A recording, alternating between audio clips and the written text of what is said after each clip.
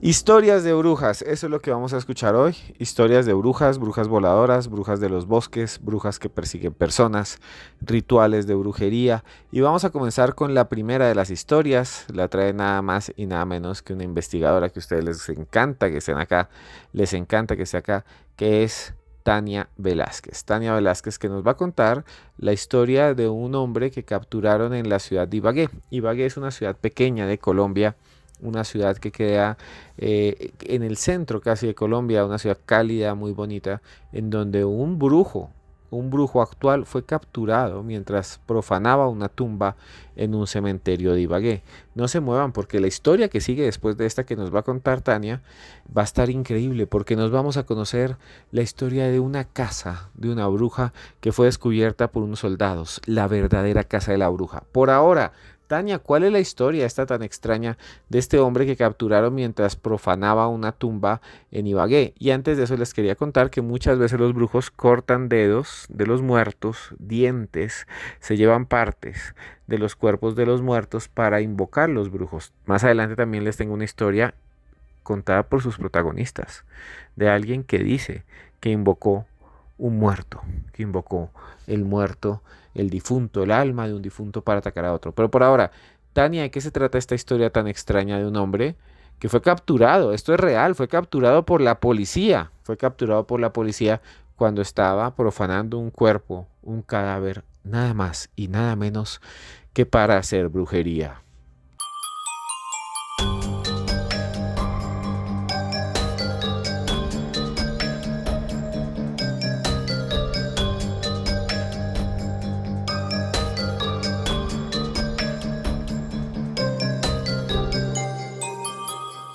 Historias de brujas, eso es lo que vamos a escuchar hoy. Historias de brujas, brujas voladoras, brujas de los bosques, brujas que persiguen personas, rituales de brujería. Y vamos a comenzar con la primera de las historias. La trae nada más y nada menos que una investigadora que a ustedes les encanta que estén acá, les encanta que esté acá, que es Tania Velázquez. Tania Velázquez que nos va a contar la historia de un hombre que capturaron en la ciudad de Ibagué. Ibagué es una ciudad pequeña de Colombia, una ciudad que queda en el centro casi de Colombia, una ciudad cálida, muy bonita, en donde un brujo actual fue capturado mientras profanaba una tumba en un cementerio de Ibagué.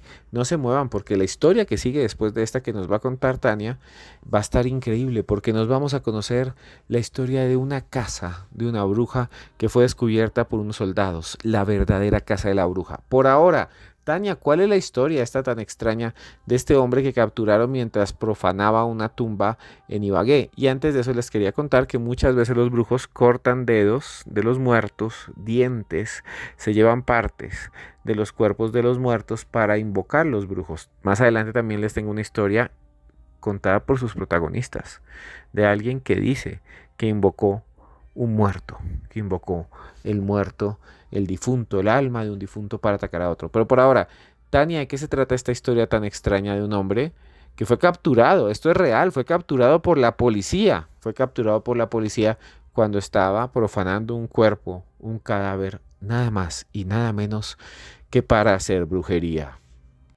Esteban, un saludo para usted y para todos los que nos escuchan en este momento. Este caso es una locura. Estamos hablando de un hombre que desde el barrio María Paz en Bogotá se fue a viajar hasta Ibagué para profanar una tumba. Esta persona era el señor Omar Rodríguez, un brujo de 60 años que efectivamente se fue hasta el cementerio de San Isidro en Ibagué para hacer actos de brujería. A este señor lo encontró en flagrancia el mismo celador, el guarda de las tumbas, que estaba haciendo su turno, dando una vuelta por el lugar, viendo que no hubiera nada extraño.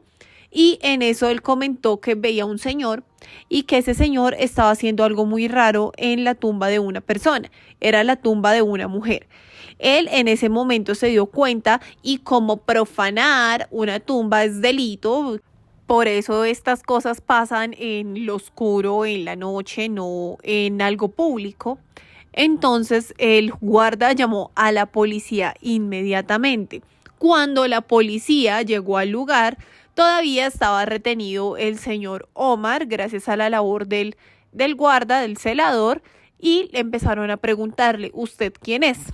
Él se presentó, él dijo que era Omar Rodríguez, que era brujo, y le dijeron que si él tenía alguna relación con la tumba de la persona, era la tumba de una mujer. Ellos mismos dicen claramente no tenía relación, se le preguntó y él dijo no, ella no es nada mío. Es más, dijo él en lugar de ella, cuando la tumba era de una mujer, y le dijeron, bueno, tienen que acompañarnos porque profanar tumbas es un delito. La policía lo capturó y encontró varias cosas, encontró velones, encontró muñecos de cera, de hecho, también restos óseos de humanos, piel de serpiente y unas velas. Eso fue lo que encontraron en la tumba que estaba profanando el brujo Omar. Entonces, algo muy interesante y escalofriante que ocurre. Otro caso que también es muy sonado es el caso en el Valle del Cauca, en la tumba de Jorge Isaacs. Para quienes no lo recuerdan, Jorge Isaacs fue el escritor de una de las obras cumbres del romanticismo que se llama La María. Este caso, como el del señor Omar, fueron en este mismo año, fue algo que pasó recientemente. ¿Y qué pasa? Que en la tumba de Jorge Isaacs encontraron que la gente estaba intentando robársela porque dicen que tienen algún agüero y que aparte en esa tumba había herramientas que se estaban utilizando para la construcción de una iglesia. Querían profanar la tumba para hacer uso de los restos de Jorge para conjurar. De hecho, estaban diciendo que lo toman como una bendición para las edificaciones y por eso necesitaban elementos de la tumba de Jorge, y claramente el sacerdote del pueblo estaba indignado porque se estaba robando herramientas esa persona y estaba utilizando el cuerpo de un difunto para cosas que no son debidas.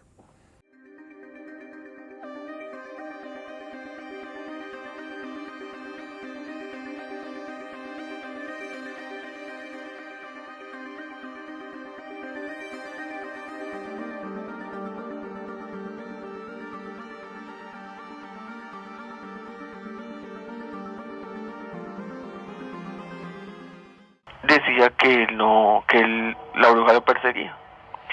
Y uno siempre que entraba al cuarto de ese señor, él le decía, mira, aquí la tengo acostada encima mío.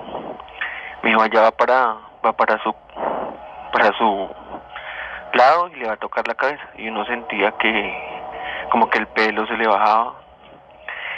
Y una vez que se vino a quedar una sobrina de él, porque él en el cuarto tenía dos camas, él le dijo, no duerma acá porque no la van a dejar dormir. Pero pues la señora pues no le puso mucho cuidado. Y al día siguiente, cuando se levantó, estaba llena de rasguños, de morados.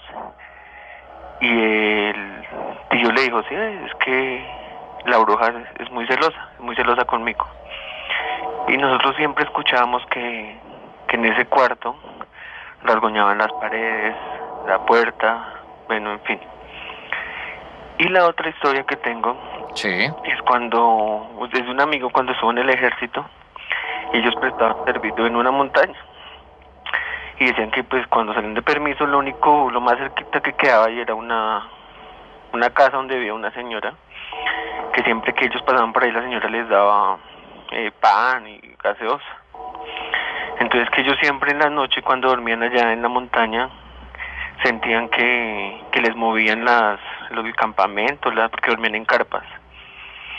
Y pues ya o amanecían durmiendo fuera de las de las carpas.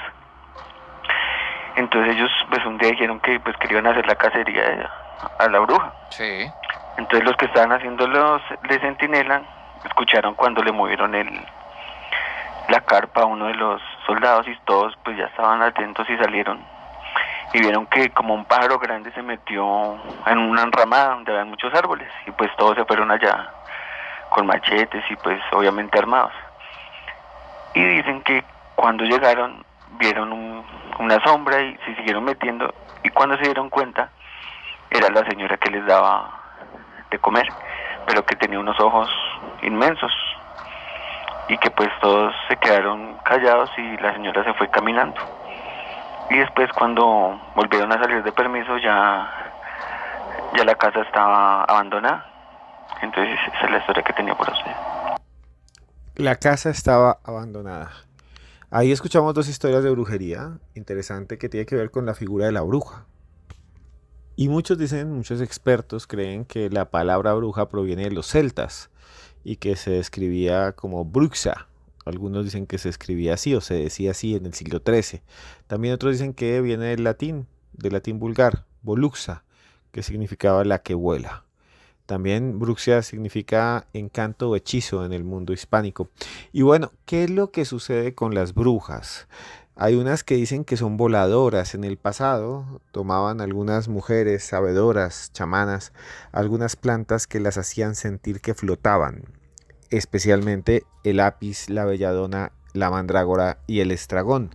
Eran mujeres sabias que sabían de los árboles, que eran curanderas y que fueron perseguidas por sus conocimientos. Por eso muchos dicen que las brujas están conectadas con esa forma curativa, con las pociones. Las pociones en parte eran los remedios del pasado, pero también había chamanas que intentaban hacer el mal. Siempre ha existido el bien, siempre ha existido el mal. No sé ustedes si escucharon en la historia algo muy interesante, que es que dicen que en medio del bosque había esta casa y luego la casa estaba vacía. Y esto sí se repite en muchas historias. La bruja del bosque, la misma de los cuentos de los hermanos Grimm, la misma de Hansel y Gretel, la bruja que vive sola en las profundidades de las florestas, la bruja de Blair, por ejemplo, en los Estados Unidos, la que vive allá en medio de los árboles, la bruja del bosque.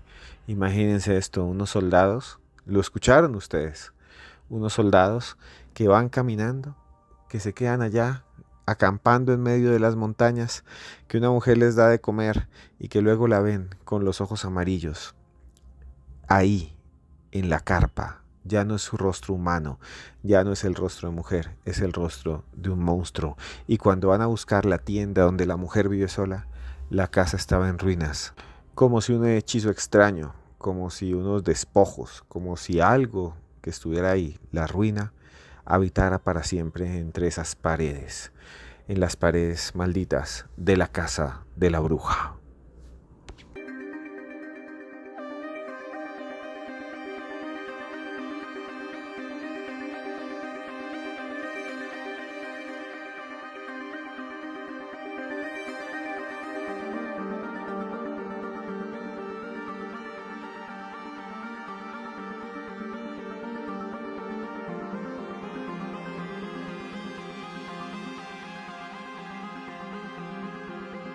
Estaba al cuidado de una señora que era la madrina de mi hermana, ¿cierto?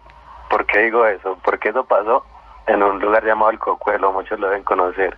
Y para no extenderme, básicamente tenía 8 años aproximadamente, la época en donde las monjitas pegaban con la regla en el colegio porque se equivocaran, y donde la gente pues era muy tosca al tratar a los niños, ¿cierto? Estábamos al cuidado de ellos. ¿Y por qué digo eso? Porque en ese entonces era un poquito incómodo para nosotros, estábamos pues al cuidado de esa señora. Y personalmente me pasó una experiencia muy fuerte, algo que, mejor dicho, voy a tratar de decirlo para no encenderme. Sí. Yo tenía como una especie de lucha, ¿cierto?, interna, porque estábamos ahí, me sentía abandonado, era un niño pequeño donde nos maltrataba. Mentalmente tenía una lucha, y un día, a plena luz del día, allá había muchas historias que aparecía el perro en llama, que el diablo se llevaba a los niños groseros, y con eso también pues jugaban en la psicología de los niños.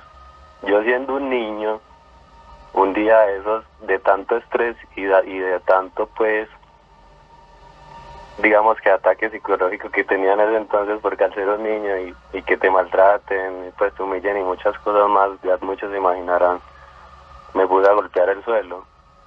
Mentalmente no me puse a invocar nada, pero sí tenía una lucha espiritual y estaba golpeando el suelo con todas mis fuerzas, en el sentido de que estaba como discutiendo con alguien que no podía ver y no podía sentir, pero sí sentía que estaba conmigo. Y en un momento mentalmente pensé, prefiero vender mi alma al diablo. En ese entonces, en una colina, se iba apareciendo un perro en llamas. Yo solo dije eso, prefiero vender mi alma al diablo. Se apareció un perro en una colina en llamas y se quedó mirándome. Tenía una expresión muy humana, el perro estaba en llamas y tenía cadenas que lo ataban alrededor. Yo pensé que era yo, sin psicosis mía.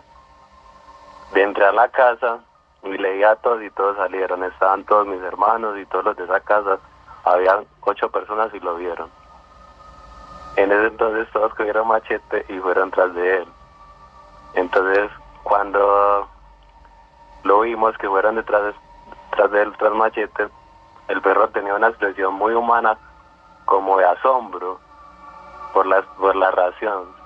Y entonces se fue corriendo, pero tenía una expresión de felicidad. O sea, es algo fuerte y fue una especie de trance que quise contar.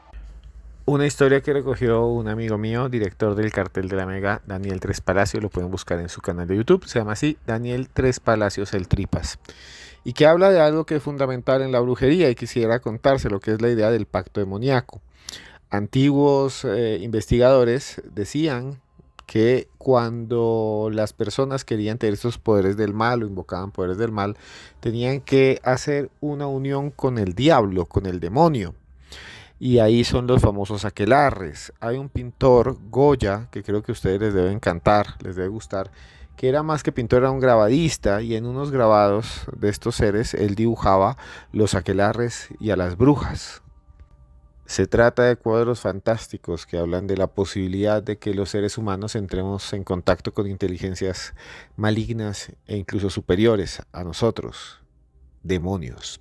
Y es que para ser brujo en el mundo medieval había que hacer el pacto demoníaco, y el diablo se presentaba como un macho cabrío con el que tenían que copular a veces las brujas. En este caso, el testimonio que acabamos de escuchar es de un muchacho que dice: Dios mío, no quiero sufrir más, golpea el suelo, quiero vender el alma al diablo, quiero vender el alma al diablo, quiero vender el alma al diablo. Imagínense ustedes dándole al suelo así con su puño, quiero vender el alma al diablo, y aparece eso, un perro en llamas.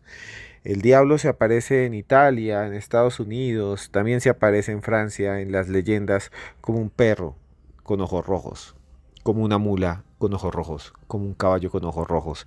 Y ese pacto, de alguna manera, es la conexión misma con la magia oscura, con el lado oscuro de la magia, con la brujería. ¿Qué piensan ustedes? ¿Así se invoca la brujería? ¿Así se consiguen poderes? Como hemos escuchado en este testimonio increíble, no lo sé. Gracias a ustedes por estar ahí. Y vienen cosas increíbles. Otro caso más aquí, en los audios de Cruz Escribiente.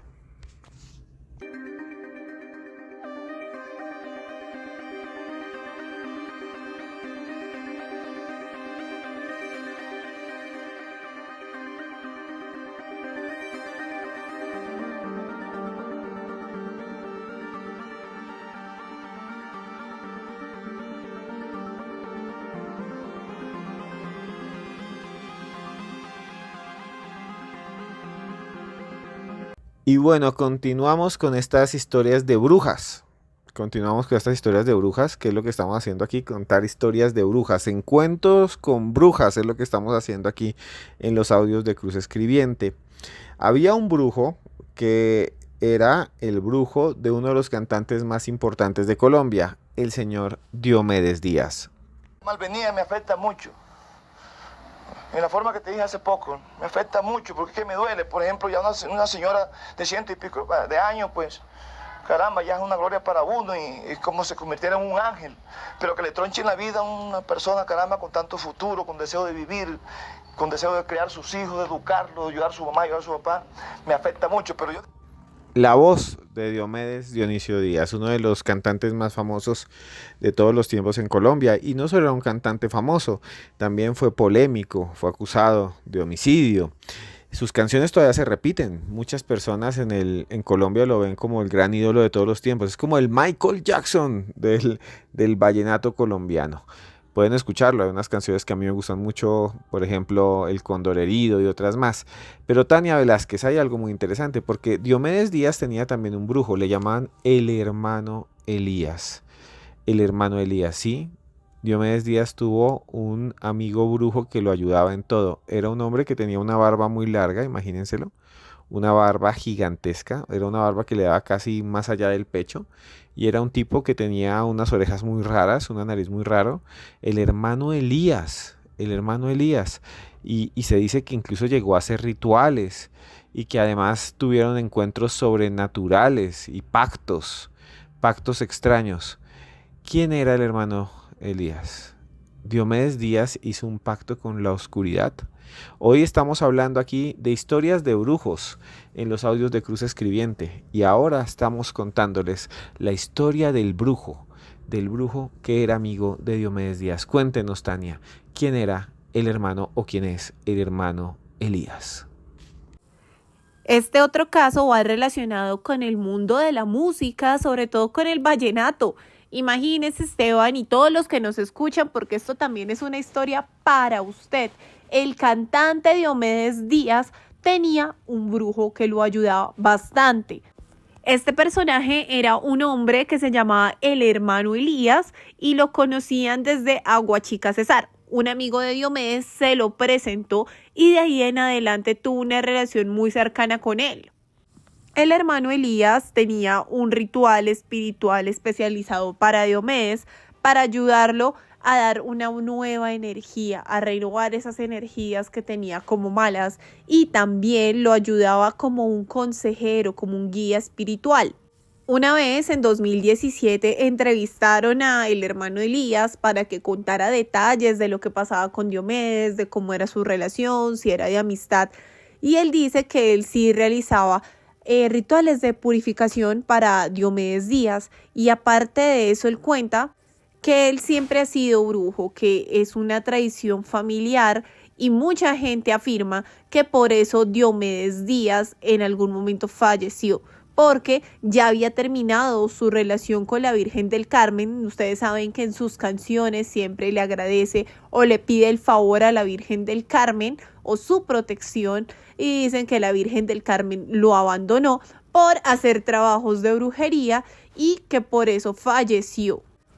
Una historia extraña, fascinante, teniendo en cuenta que es del mundo del espectáculo. Si quieren ver la foto de el hermano Elías, síganme en Instagram, en TikTok, en X, en Threads, como @TaniaMeCuenta, y prepárense porque prontamente vamos a tener un canal de YouTube dedicado a todos esos misterios de la farándula de Hollywood, de los artistas, de pintores, de escritores. Acá los esperamos.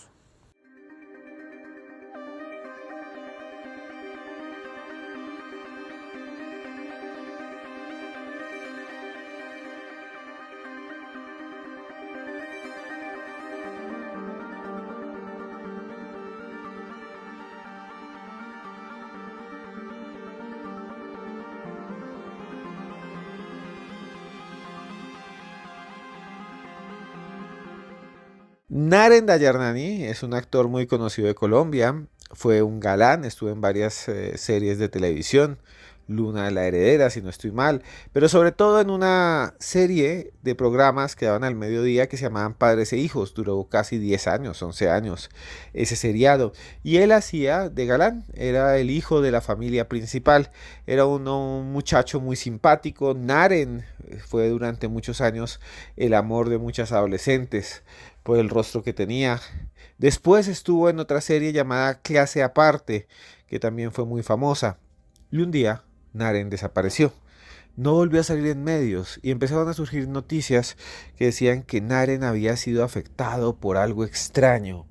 Él narra que cuando estaba, por ejemplo, jugando fútbol un día, imagínense ustedes jugando fútbol con sus compañeros y demás, le dieron una patada en sus testículos, sus criadillas, en sus gónadas, en su escroto, y él dice que sintió un golpe y nada más.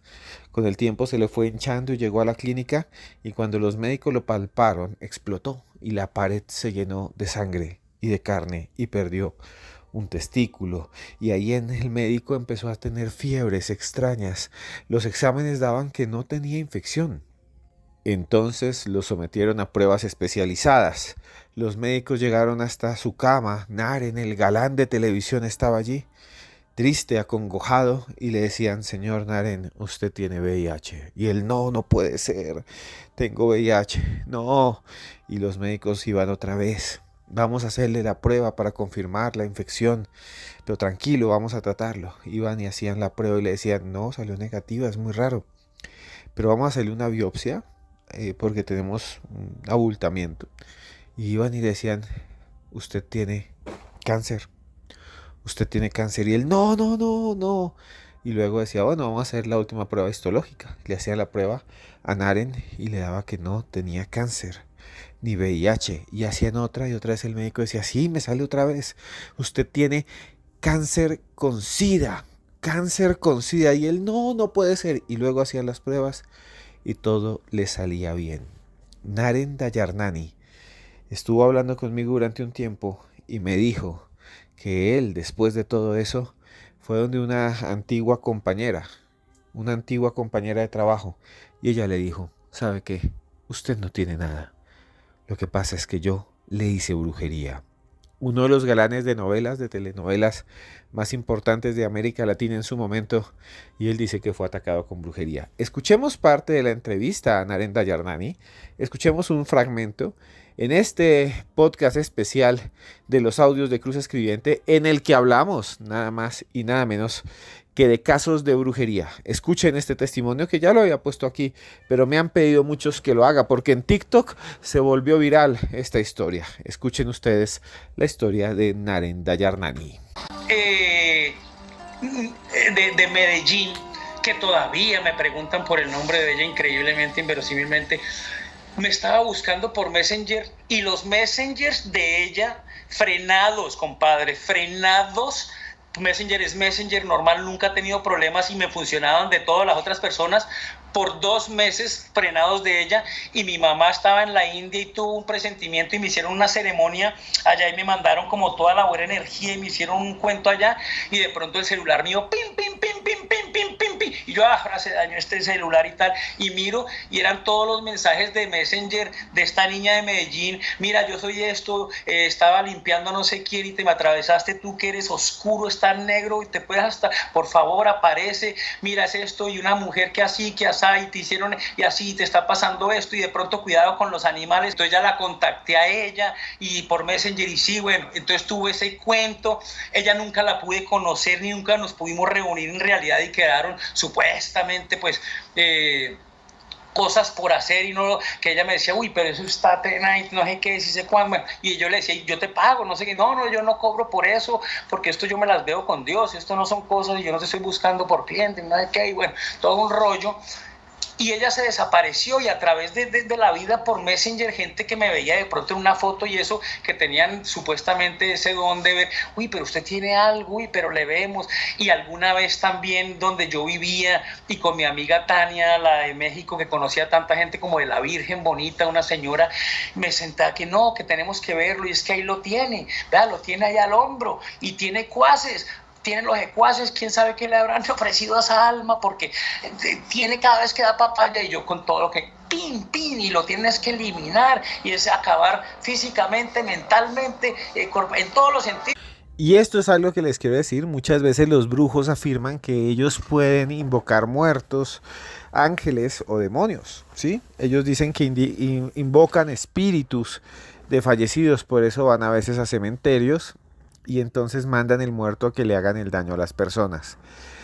Naren nos ha contado un poco eso, que él hizo una videollamada con una actriz muy famosa también, que vive en México, Tania Robledo, y entonces un grupo de mujeres marianas, seguidoras de la Virgen de Guadalupe, estaban haciendo una oración y le decían que veían en el hombro de él una criatura, una entidad oscura, secuaces del demonio, fallecidos, malignos, ladrones, zampones. Muchas veces los brujos van y buscan al más rata, al personaje que más daño hacía o había hecho a las personas.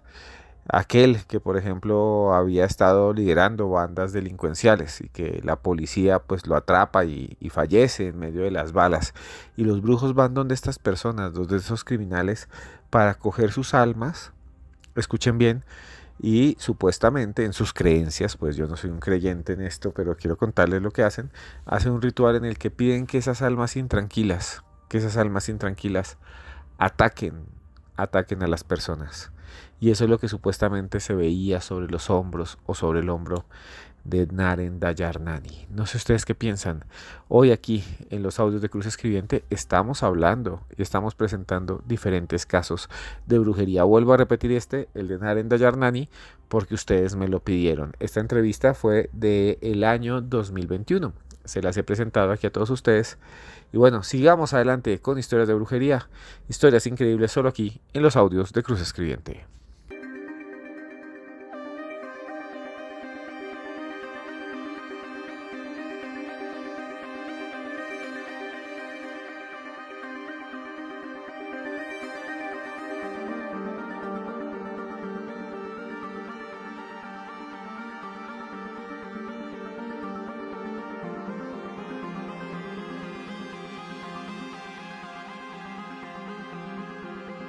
Y bueno, llegamos al final de este podcast, de este nuevo podcast de los audios de Cruz Escribiente, esta vez hablando de estos casos fabulosos, extraños, estrambóticos de magia negra. ¿Qué piensan ustedes de lo que acaban de escuchar? ¿Qué piensan ustedes de los casos tan extraños, de los testimonios, de los hechizos que les hemos mostrado?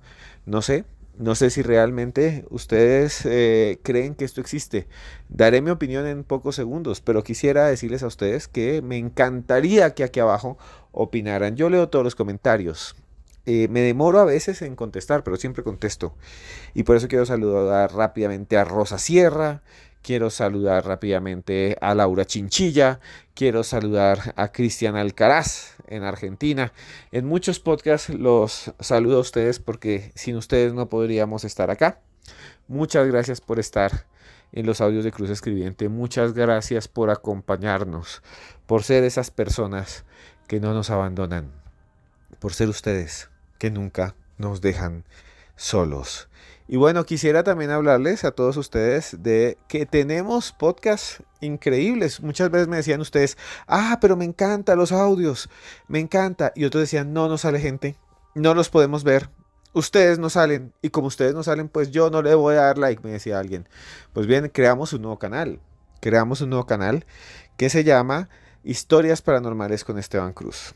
Sí, Historias Paranormales con Esteban Cruz. En ese canal ustedes pueden ver videos completos, pueden verme a mí, pueden ver a nuestros invitados charlando. Y hace poco hicimos un podcast que me pareció increíble con una embalsamadora que se llama Jennifer.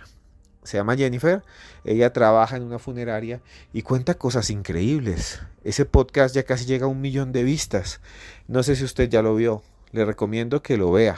Escuchen entonces este adelanto de ese podcast en el que la embalsamadora Jennifer nos cuenta sus vivencias, nos narra su secreto. Es normal que nos muevan los elementos, escuchar llorar, es normal sentir abrazos, es normal sentir susurros.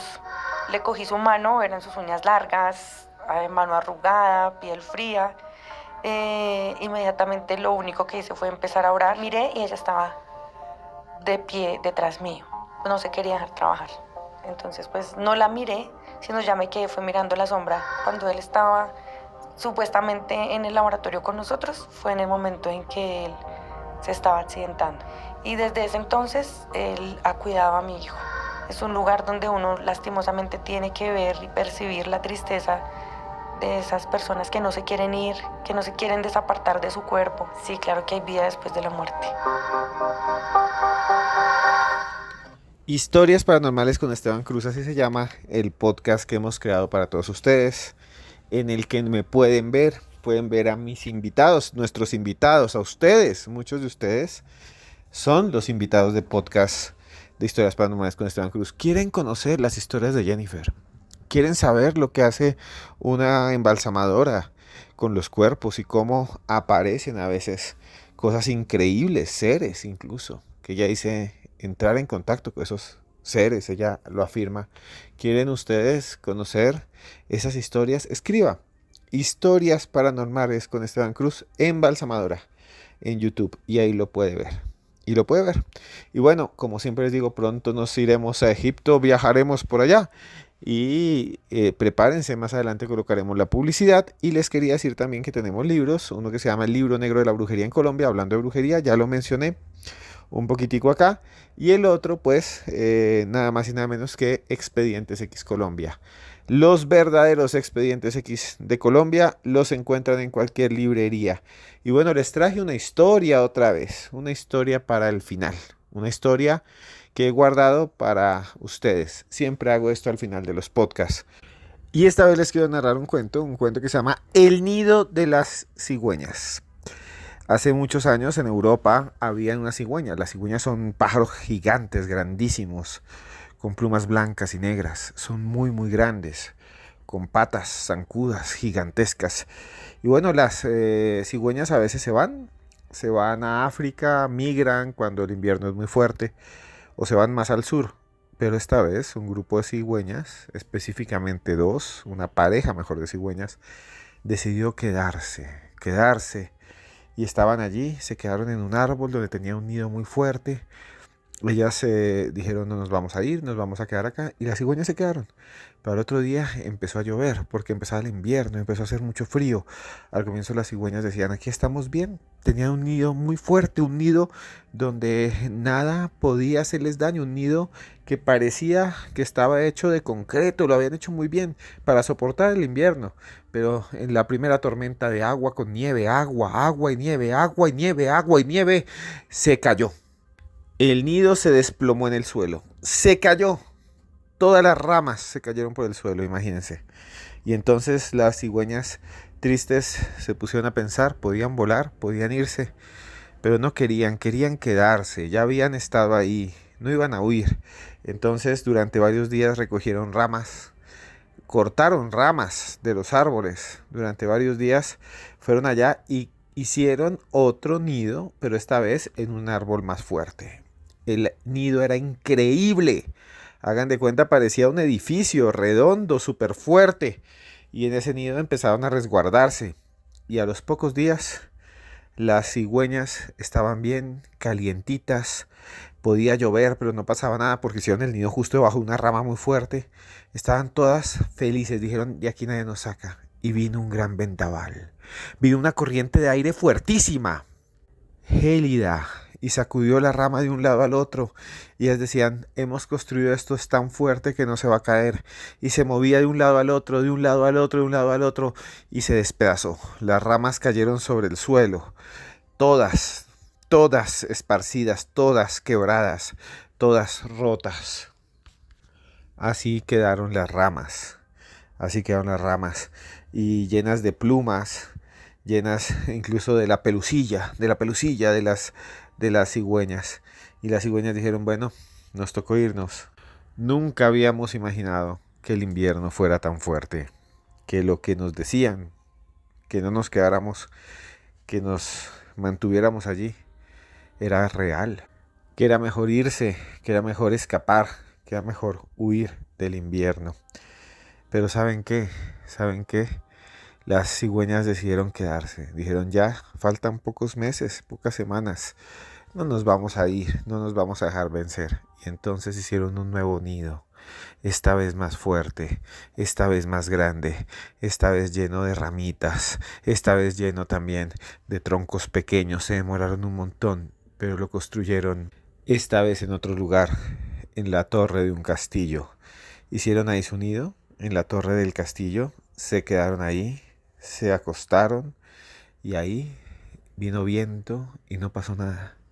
Luego vino una gran tormenta de nieve, venía muy fuerte, golpeaba las piedras y el nido seguía ahí, no se caía. Y luego el clima fue cambiando, se hizo más cálido y llegó la primavera. Y las cigüeñas tuvieron un polluelo y desde entonces habitan ahí en una gran torre, dicen, de un pueblo muy conocido en España, de una ciudad mejor, muy conocida en España, que es Segovia. Y esta es la historia de la cigüeña de Segovia. Y de lo que habla es de superarse, de nunca rendirse. A veces nos equivocamos, siempre nos equivocamos, y a veces vamos a lugares en donde no deberíamos haber estado. A veces fracasamos en un negocio, lo abrimos en un lugar donde no era. Pusimos una tienda, una panadería, y resulta que ese no era el lugar, ese no era el barrio, ese no era el día, ese no era el tiempo de ese negocio, y fracasa. Y nos sentimos mal, y nos quedamos con deudas. Pero ¿saben qué?